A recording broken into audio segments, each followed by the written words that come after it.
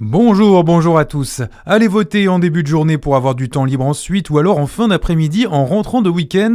À chacun ses habitudes les dimanches d'élection. Premier tour des municipales aujourd'hui avec les bureaux de vote qui sont ouverts depuis 8h et ce jusqu'à 18h. Comme partout en France, une majorité de communes du secteur ne compte qu'une seule ou deux listes. Il s'agira donc d'un tour unique pour les zones concernées.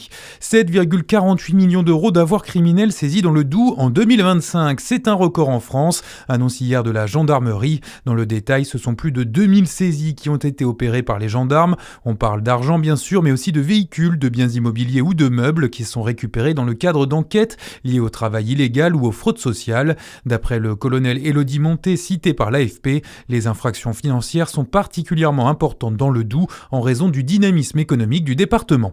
En Saône-et-Loire, fausse alerte dans un EHPAD du Creusot. Selon le JSL, les pompiers ont été alertés hier après-midi après qu'une odeur de gaz ait été détectée par des résidents. Après vérification, le doute a été rapidement levé.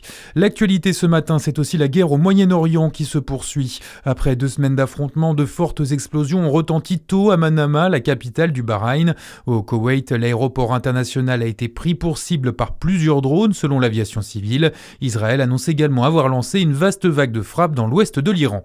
Les sports, les inscriptions sont ouvertes pour la Transjus Cyclo. Le rendez-vous est donné les 5 et 6 septembre pour la 5e édition de cette cyclo-sportive qui propose 6 parcours entre le Jura et le Doubs. Les informations sur le site officiel de l'événement.